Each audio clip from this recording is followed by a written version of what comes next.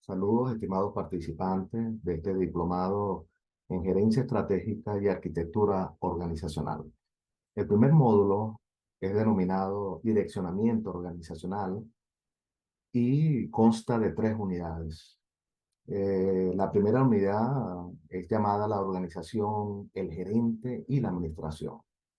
Cuando uno asume el discurso de la gerencia, que tiene que ver con un discurso humano, instalado, por supuesto, si lo vemos como ciencias gerenciales, instalado en las ciencias sociales, eh, es pertinente hacer siempre una contextualización. Siempre nos preocupamos sobre las estrategias, cómo hacer las cosas, pero sin una visión clara de qué es lo que queremos hacer.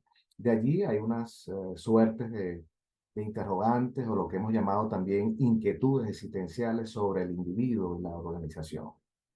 Es importante, es fundamental preguntarse desde cuál concepción de mundo estamos abordando el fenómeno de la gerencia y el liderazgo. ¿Cuáles son esas competencias en el ser, en el hacer, en el conocer, en el convivir, para que los procesos gerenciales fluyan en la organización? Creo que nos podemos dar cuenta que básicamente estamos hablando de un problema de orden ético más que simplemente instrumental operativo. Interrogantes como para qué momento histórico desarrollamos nuestra acción gerencial, una sociedad digitalizada, una sociedad que es permeada por la presencia de las redes sociales, lo que nos viene a definir una suerte de modelo gerencial que debe responder a estos tiempos. Eh, Imposible construir ese futuro, ¿verdad? Sin ninguna estrategia en ese sentido, es decir, sin ni siquiera planificar el hecho gerencial. En otras palabras, ¿para dónde vamos? ¿Cuál es la sociedad de hombres y mujeres que anhelamos? Toda acción eh, concebida en una organización, en una institución, en una empresa, en alguna comunidad, cualquier otra forma de organización la cual podamos asumir, nos debemos dar cuenta eh,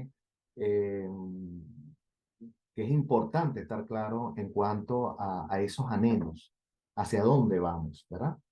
Eh, Considero que hay una suerte de retos para las organizaciones que pasan por tener clara una concepción de mundo para entonces atreverse a hablar de ese gerente, de ese nuevo líder, en otras palabras, de ese ser social. Porque cuando hablamos de un gerente de una empresa, cualquier otra organización, estamos hablando de un ser social, ya sea en este caso en el sector público o en el sector privado, esa concepción de mundo que atienda a una necesidad de construir nuevas realidades, nuevas soluciones, nuevas reflexiones. Es decir, podríamos estar hablando de una suerte de ser colectivo. Hay varias dimensiones en esa concepción de mundo que queramos asumir, que no puede ser restringida, una concepción de mundo que tiene que ser construida por todos, eh, que es la parte del ser, es decir, del individuo, y su interacción con la realidad. Tiene que ver con el conocimiento que deviene con esa interacción con la realidad, ya sea visto en el contexto de tomas de decisiones, de reflexiones, de asunción de valores y por supuesto del cómo hacer las cosas. Esto tiene que ver con las estrategias, qué tipo de toma de decisión tenemos que asumir, indicadores y elementos de gestión. Y esto es muy propio de un discurso científico, de la ciencia gerencial. Cuando hablamos de gerencia estamos hablando de ciencia y cuando estamos hablando de ciencia estamos hablando de un discurso científico. Hay una manera de hacer las cosas en atención a un ser, en atención a una realidad, en atención a un conocimiento, por supuesto, y a un cómo hacer las cosas. Me permito textualmente leer lo que en mi caso es mi criterio de cómo asumir el fenómeno de la gerencia. Pensamos que se puede considerar como una manera de viabilizar procesos organizacionales más fluidamente para obtener estadios de productividad estables sobre la base de formulación de estrategias, asunción tecnológica, valores compartidos y niveles de calidad en atención a un momento histórico en particular y a una cultura organizacional existente o por construir.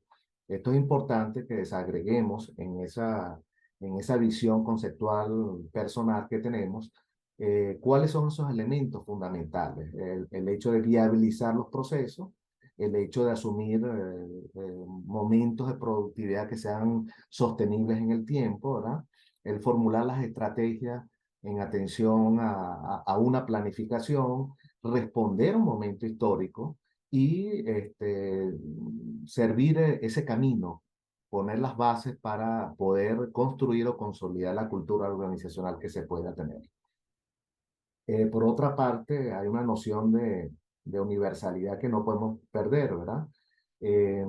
Lo que se requiere, como así lo decimos y lo pensamos, es una gerencia estratégica con un estilo o estética gerencial asertiva, es una suerte de contexto transmoderno, eh, estéticamente intuitivo y asertivamente prospectivo.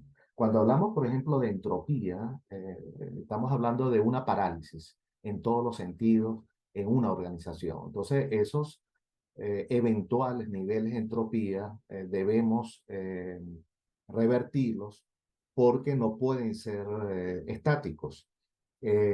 Cuando pretendemos también dar respuesta a través o a partir de una globalidad comunicacional. Entonces, es allí donde realmente nosotros, repito, no podemos perder la noción de universalidad de lo que estamos haciendo y particularmente del hecho gerencial, ya sea por parte del gerente o por parte del líder. Esto, por supuesto, nos hace pensar en los estilos, en las maneras de gerenciar, cómo asumir realmente esas visiones de mundo. Por ejemplo, hablamos de un estilo gerencial autocrático, el típico sabio que todo lo sabe, no escucha a su entorno, eh, quizás muy inteligente, pero poco sabio, ¿no? No es lo mismo la inteligencia que la sabiduría. El gerente burocrático que está pegado a las normas, el típico, me disculpan la expresión muy coloquial, el típico leguleyo. Una cosa es lo que está en la norma y otra cosa es la flexibilidad en la misma, porque estamos hablando de la gerencia inscrita en las ciencias sociales, que son ciencias relativas. Recuérdense que estamos interactuando con seres humanos. Eh, el otro extremo, ser complaciente. Todo lo que pueda ocurrir, bueno, ocurre y ya, las cosas mejorarán mañana. Es decir, el norte de la planificación pareciera que no lo tenemos claro.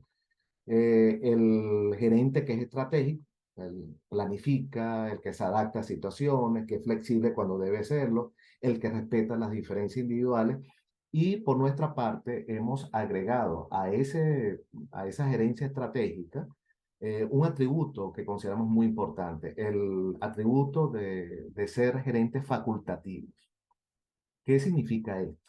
Significa que el gerente facultativo y por supuesto el líder facultativo forma, no simplemente delega. Yo puedo delegar funciones, puedo delegar responsabilidades, pero a quien se las delego no está formado para asumirlas. En cambio, un gerente facultativo no solamente delega, sino que también forma, es decir, no se hace imprescindible en la organización. Ha ocurrido, y ustedes lo habrán vivido, de personas que son claves en la organización que cuando no están en la misma, pareciera que se entra en una suerte de caos o desastre organizacional. Pero para esto es muy importante tener claro el valor de la comunicación en el discurso gerencial, el valor de la palabra. Esto puede sonar un poco filosófico, inclusive abstracto, pero tenemos que de alguna manera abstraernos de lo que ha sido nuestra realidad cotidiana.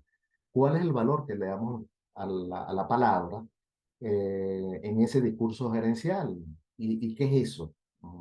En términos de desarrollar la competencia comunicativa de la palabra, asumir un consenso, una visión de consenso entre las partes en conflicto, si ese fuera el caso, la tolerancia, la mediación de los conflictos que puedan surgir, la intersubjetividad compartida, ¿qué es eso? De alguna manera nosotros, cada uno de nosotros, valga la redundancia, tenemos una manera de ver las cosas.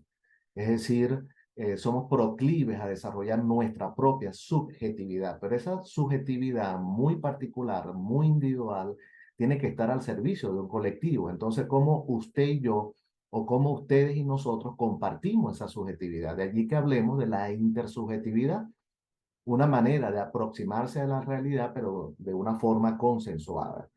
Y por supuesto, en ese contexto, tenemos que estar claros cuál es la concepción de mundo que emerge y cómo comparto con el otro mi concepción de mundo, cómo compartimos entre todos nuestras respectivas concepciones de mundo.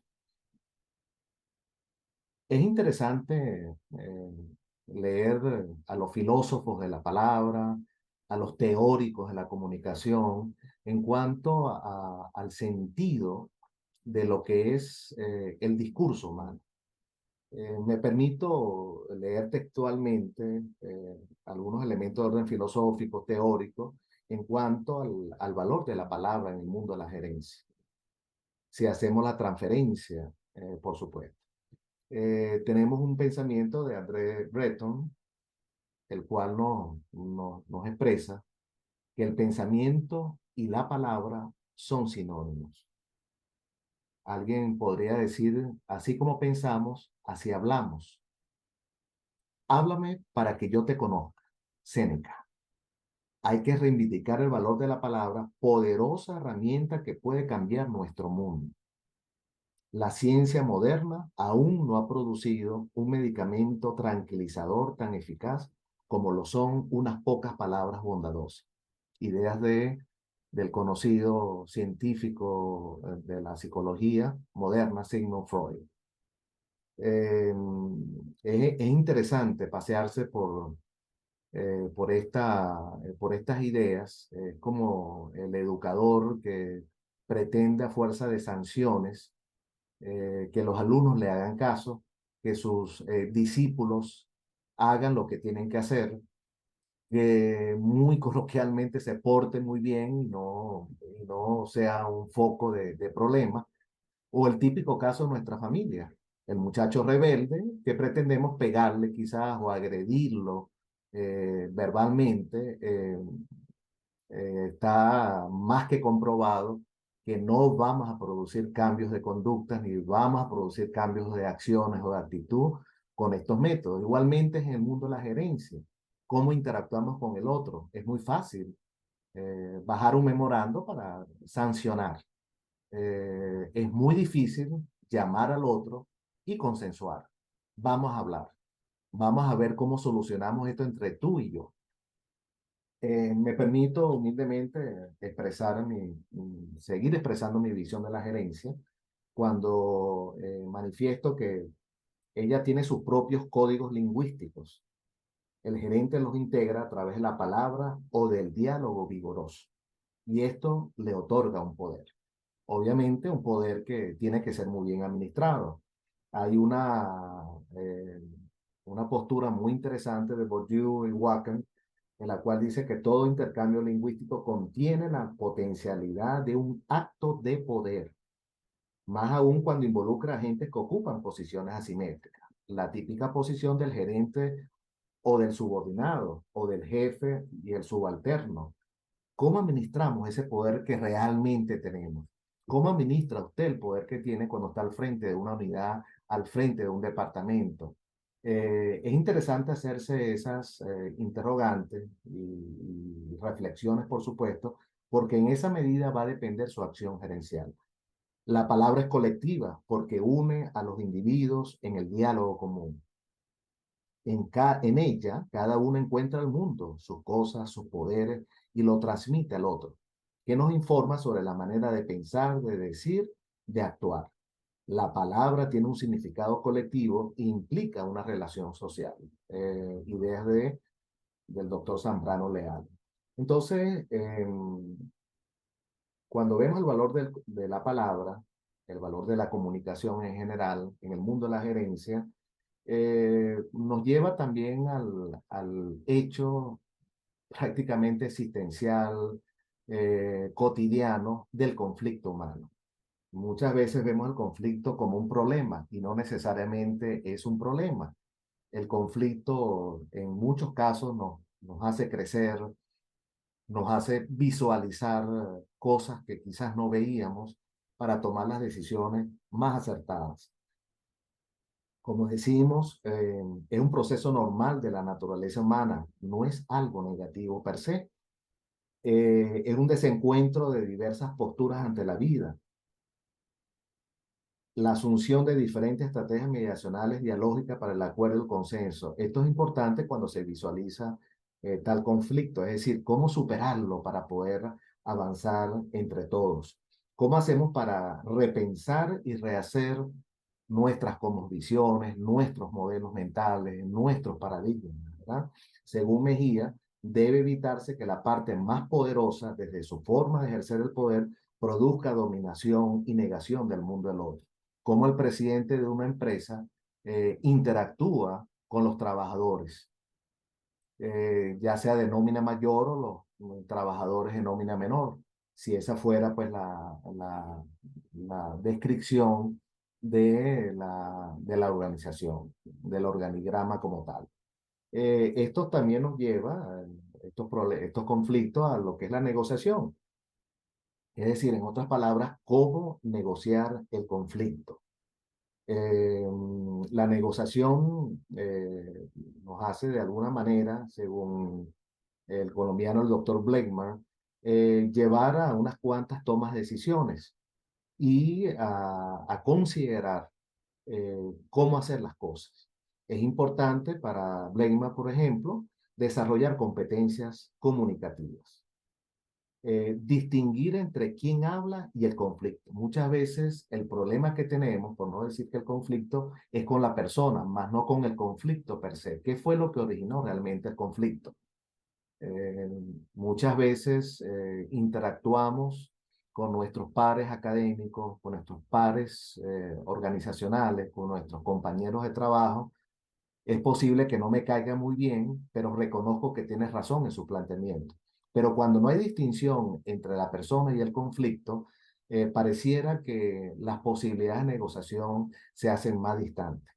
Focalizarse en las inquietudes, intereses y alejarse de la posición, de la postura. Yo puedo tener una postura muy personal, quizás inquebrantable, pero debo alejarme de ella. Tengo que escuchar al otro. Crear las opciones, ¿verdad? Quizás a través de los consensos que podamos llevar, buscar criterios objetivos y subjetivos, más que posiciones. Una cosa es lo que debería ser y otra cosa es lo que es. Debe haber una balanza. El mundo no es solamente razón ni solamente emociones. De aquí que hablemos de la gerencia de la razón y de las emociones. El mundo no es blanco y negro. El mundo también tiene muchos grises, por supuesto que sí. Por supuesto que todas estas tentativas comunicacionales, de interacción con el otro, de valorar la organización y sus individuos, de asumir la gerencia como un elemento humano, eh, debe tener un fin, teleológicamente hablando, y es procurar la calidad y, más allá de la calidad, la excelencia organizacional. Eh, Se dice muy fácil, no es sencillo, pero en este mundo que muchas veces se nos presenta de manera dicotómica o blanco-negro, ante la inquietud de transformar, de mejorar, de cambiar, hay una resistencia. Entre la virtud de trascender, de ir más allá de lo que estamos viendo, hay una suerte de fragmentación en lo que queremos. No estamos claros muchas veces hacia dónde vamos. Muchas veces, por supuesto, si no sabemos hacia dónde vamos, ¿cómo vamos a planificar ese camino? Entonces, de allí que nosotros visualicemos lo que sería la construcción de esa calidad, la cual es parte de nuestros anhelos personales. Nos daremos cuenta que siempre ha habido un interés de hacer las cosas bien en líneas generales, ya sea por parte de una alta gerencia o de un sector de la alta gerencia, por parte de los subalternos, por parte de los miembros que conforman a la organización. Eh, y vamos a ver un poco lo que hemos llamado la línea del tiempo en la gerencia. Independientemente de los enfoques gerenciales que se han gestado en el tiempo y que hoy estemos hablando de redes sociales, el fin sigue siendo el mismo. Las maneras de procurar ese fin prácticamente son las mismas.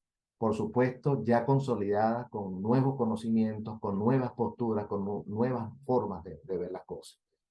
Eh, ese manejo, la desconstrucción de la calidad es importante, ha sido muy importante a través del tiempo.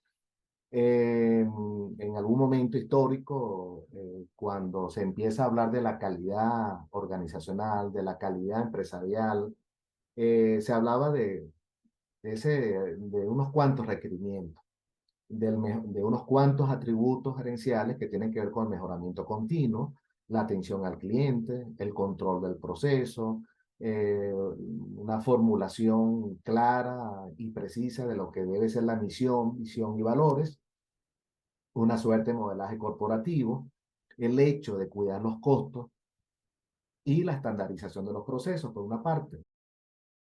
Qué interesante es continuar escudriñando la noción de calidad en el tiempo. La visión de Deming, del famoso conocido gurú de la calidad total, en algún momento histórico, él expresaba que todos debían participar en los procesos. Entendido los procesos tales como de planificación, de diseño, de investigación, de relaciones laborales, de los niveles de mercadeo, de la asunción del mercadeo. Juran expresaba que el liderazgo es la clave de la calidad de una organización y de su producción. Por otra parte, Philip Crosby expresaba que la calidad de las relaciones humanas son las bases sobre las cuales se edifica el éxito de las empresas. La calidad debe procurarse, no controlarse, tener una visión de familia, de pertenencia e internalización de valores. James Harrington expresaba que ya no basta con ser bueno, sino que hay que ser mejor. Satisfacción del cliente sobre el producto. Cuando uno escucha estas visiones que se han venido gestando y construyendo a través de décadas de historia, uno se pregunta, ¿es que estas ideas están fuera de orden? ¿Es que estas ideas están fuera del contexto histórico que estamos viviendo? Diríamos quizás peyorativamente, son antiguas. Entonces, hay un acervo cultural en cuanto al discurso gerencial, el cual no podemos desdeñar. En todo caso, asumirlo como una suerte de modelaje para nosotros construir nuestro propio discurso gerencial. El venezolano Víctor Guedes expresaba en algún momento que hay ciertos riesgos, por supuesto, como en toda empresa humana, para tratar de procurar la calidad. Y él decía que en muchos casos había muy poca capacitación. Si hay poca capacitación, diríamos, es muy posible que haya poca sensibilidad ante el hecho gerencial de hacer las cosas bien, de, como diríamos también en nuestra cotidianidad, en el cual todos debemos remar hacia el mismo lugar. Lamentablemente hay una suerte de disonancia cognitiva, según sus palabras, entre lo que pensamos y lo que hacemos. Mucha rigidez, pecamos en cuantificar una realidad, todo es número, todo es un valor numérico. A veces pecamos también de ser extremadamente prácticos u operativos. Eh, Tendemos a ser esnovistas, es decir, hay una suerte de moda, seguimos la moda, no maduramos lo que estamos haciendo y empezamos a tener una suerte de acción muy poco asertiva en términos de eh, revertir la situación actual de conflicto que podamos estar afrontando. El dogmatismo, estar siempre muy apegado a la norma, al manual, lo que también diríamos de forma peyorativa, el ser manualesco, ¿no? Entonces, si estamos procurando la calidad y no observamos este tipo de conducta y actitud, eh, creo que el camino va a ser muy cuesta arriba. Eh, También tenemos las visiones de excelencia compartidas por Thomas Peters y Robert Waterman, en los cuales, entre otras cosas, se habla de la importancia de acercarse al cliente, de tener autonomía, de labrar ese espíritu organizacional, de la importancia de los valores en nuestra gestión gerencial, el dominio de lo que estamos haciendo, de manejarse entre la derecha y la izquierda, como diríamos, entre la diestra y siniestra. Y es un poco lo que hemos estado sosteniendo, que estamos viviendo tiempos de relatividades. ¿Qué quiere decir eso?